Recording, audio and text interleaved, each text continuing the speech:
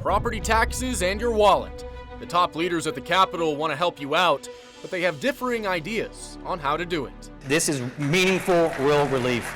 That would be a disaster and undo everything we've done. We're breaking down the proposals to dramatically limit property appraisals and what that could mean, good and bad.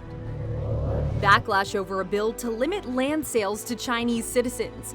We talked to the senator behind the legislation about what she's changing after concerns that the bill unfairly targets immigrants. Two Texas Republicans clashing over how to pass a border and immigration bill, what's causing the divide and how it's affecting the search for solutions at the border.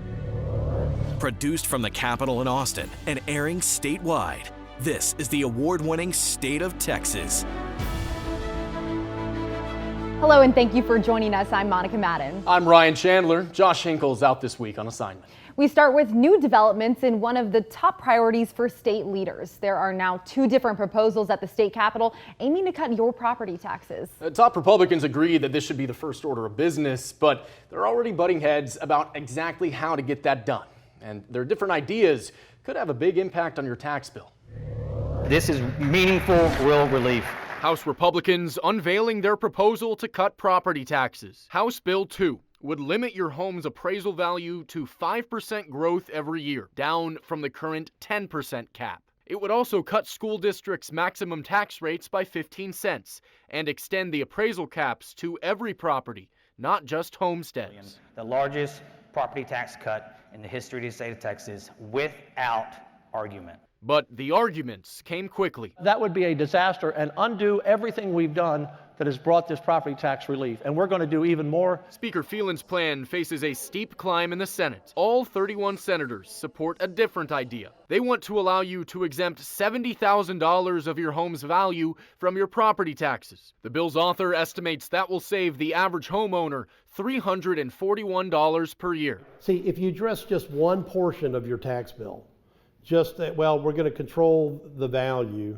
Right. It doesn't change the fact that the tax rates will go through the roof and your bill will go through the roof. The House plan is certainly more controversial. While many will like the additional tax rate cut that it provides, appraisal caps are going to be a problem for many in the taxpayer community. House Democrats say they would also prefer the Senate's plan, but would also focus on investing in other priorities, like education and health care first. It's not that Democrats are against tax cuts. Democrats pay taxes too, but Democrats want to fund the essential functions of government. If we're not doing that, then what are we doing up here? One interesting note, you heard Dan Patrick there say that he's now opposed to capping appraisal values at 5%, but that used to be one of his top priorities. In fact, he campaigned on lowering the appraisal cap to 3% when he first ran for the state Senate in 2007. And while state leaders have property taxes at or at least near the top of their priority list, new polling shows that that may not be the case for many Texan voters. Yeah, that's right. The Texas Politics Project at the University of Texas asked registered voters what they think should be the legislature's top priority. Immigration and border security top the list by far, followed by inflation, gun safety, the economy, and education. 4% of voters listed property taxes as their top priority, tied with healthcare and the electric grid on the list of important priorities for those voters.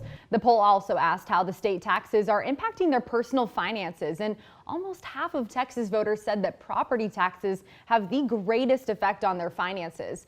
That is far ahead of the impact of sales taxes and the tax on gasoline that they felt. Governor Abbott's reiterating his support for a school choice program, and he's pushing back on critics who argue it could take money from public schools. He addressed legislators and activists Wednesday at the Texas Public Policy Foundation. That's an influential conservative organization. The governor said there that Texas should focus on funding education savings accounts, which would include using state money to subsidize private school tuition. Opponents say that could take money and resources from public schools, but the governor addressed the criticism, comparing the concerns to those previously raised over charter schools. That exact same argument was used 20 years ago as Texas began the charter school program process. We now have more than 350,000 students in charter schools across the state of Texas. Not a single Texas school has closed or been defunded because of charter schools. The governor said his goal is to make Texas public schools rank first in the United States. Lieutenant Governor Dan Patrick also says giving parents the right to choose where their children attend school is one of his top priorities this session. And he says he's prepared to take that fight beyond the regular session. Those parents deserve that parental right to make that choice for their child, and we should not leave here this year until we pass school choice. I don't care how many special sessions it takes. Patrick listed school choice as number 8 of his top 30 priorities this session. It could be a solution for our doctor shortage, but we discover challenges with a system allowing some out-of-state physicians to practice in Texas. Who can actually own part of the Lone Star State? A new bill to limit foreign land sales faces backlash. We talked to the senator behind the legislation about changes to keep immigrants from being unfairly targeted. And dueling efforts to handle the increase in asylum seekers at the Texas-Mexico border. How a new fight in Congress over responsibility has migrants caught in the middle.